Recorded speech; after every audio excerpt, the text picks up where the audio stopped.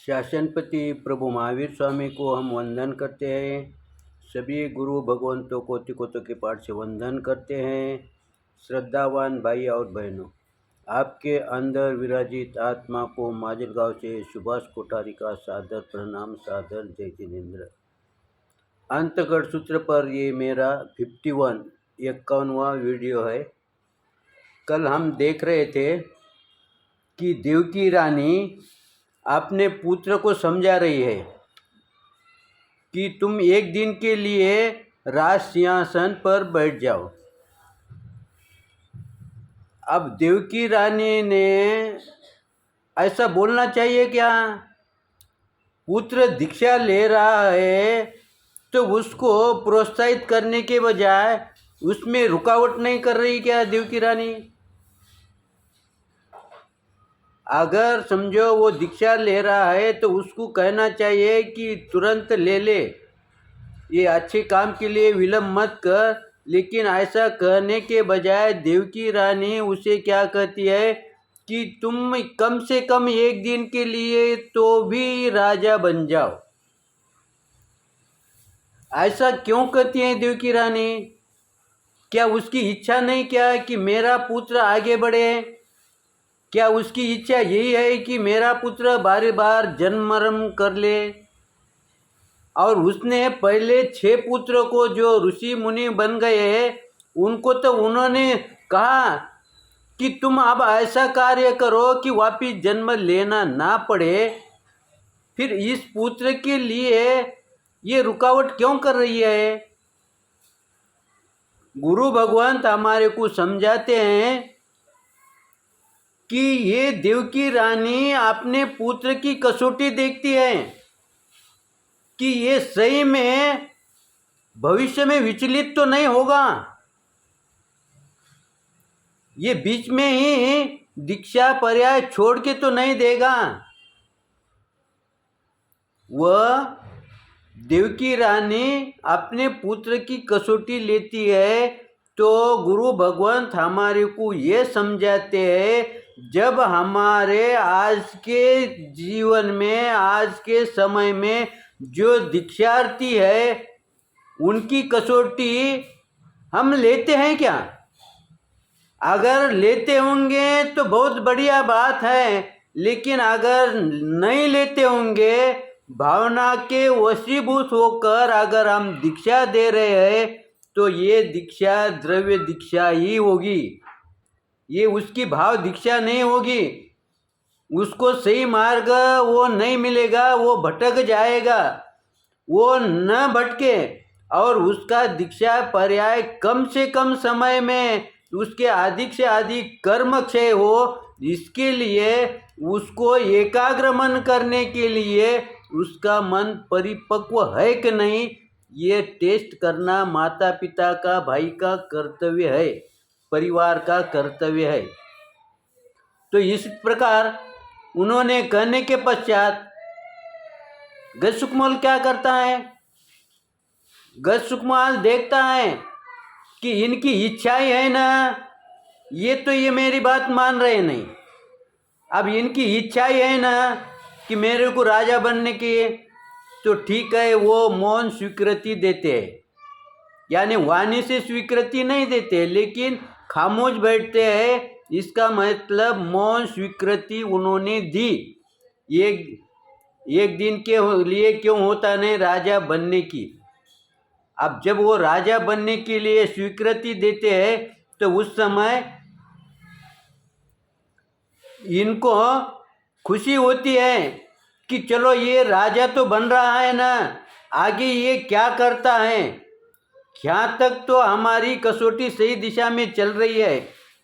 और गजसुकमाल भी सोचता है कि मैं भी सही दिशा में चल रहा हूँ, क्योंकि ये बात मेरी पुत्र रूप में मानने को तैयार ही नहीं है।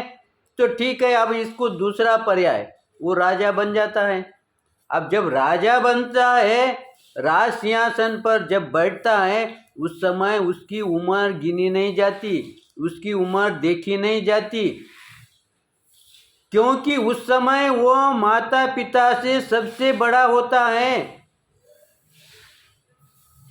इसीलिए अब उससे पूछते हैं कि आप राजा बन गए हैं, हम सेवक हैं, हमारे को कुछ कार्य कुछ काम होगा तो आज्ञा करे।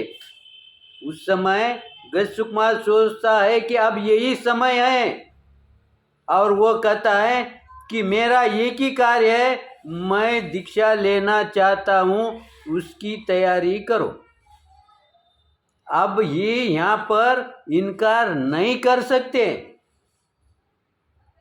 क्योंकि अब इनसे ही वो बड़ा बन गया, इसलिए उन्होंने उसकी दीक्षा की तैयारी कर दी और उनको दीक्षा दे दी। अब गजसुकुमार ने दीक्षा लेने के पश्चात क्या किया? गजसुकुमार ने दीक्षा ली और दीक्षा लेने के पश्चात अंगार बन गए, और अंगार बनते के साथ ईर्या समिति, जो 5 समितियां हैं ना, वो धारण कर ली। अब उसने अगर समझो दीक्षा ली तो उसी समय उपवास करना चाहिए।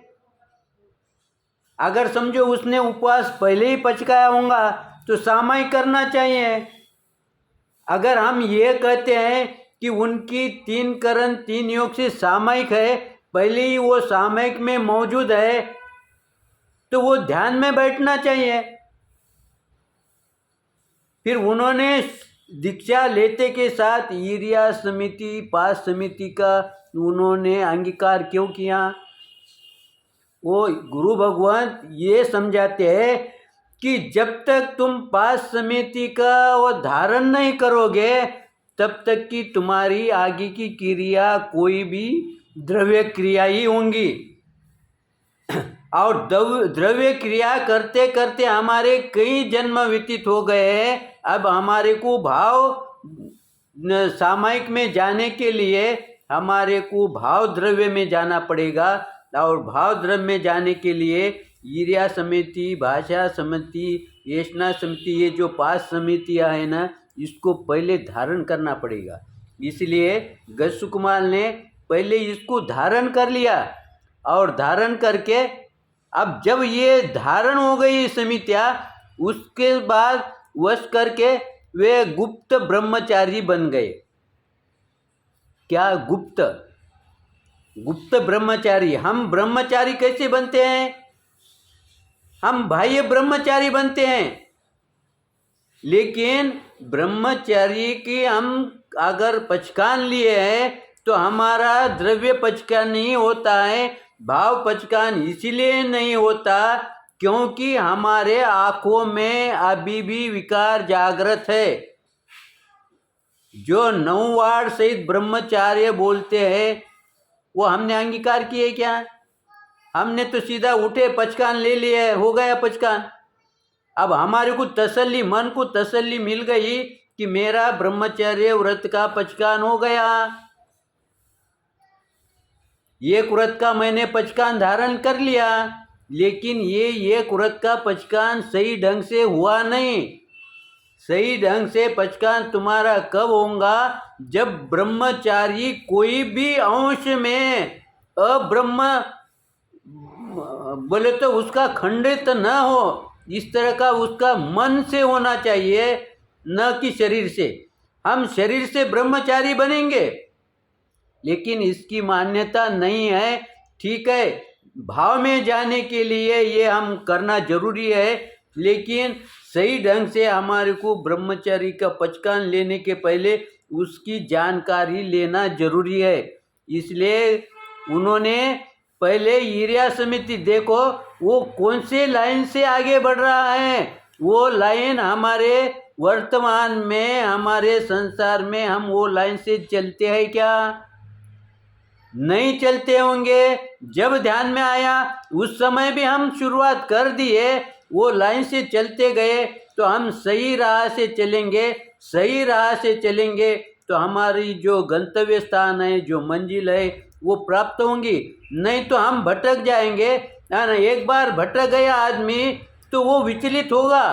उसका मन नहीं लगेगा, उसको रुचि नहीं आएगी। इसीलिए रुचि आने के लिए हमारा सही दिशा होना बहुत ज़रूरी है और उसकी हर समय कसौटी लेना चाहिए। जैसा कृष्ण को पहले पता था कि मेरा भाई दीक्षा लेने वाला है, फिर भी उसको कसौटी पर उतारने के लिए उन्होंने कितनी तरफ से कितनी बार परीक्षा ली उसकी, और जब उनका कसौटी पर सही दिशा में बैठ गया उस समय अब वो दीक्षा लेके वो निश्चिंत है। और कृष्ण भगवान देवकी रानी भी उसको दीक्षा देके निश्चित है। निश्चिंत इसलिए है क्योंकि उनको मालूम है मेरा भाई ने दीक्षा ली है, ये सही दिशा में जाएगा, ये अब पीछे मुड़कर नहीं आएगा और यह ऐसा कार्य भी नहीं करेगा जिसके कारण हमारे को नीचे देखना पड़ेगा। इसका पूर्ण विश्वास, पूर्ण आत्मविश्वास देवकी और कृष्ण को हुआ। और इस तरह से हमारे को समय को देखते हुए यहाँ पर मैं रुकता हूँ। 2 दिन में मेरे वीडियो थोड़े कम हो गए कुछ कारणवश।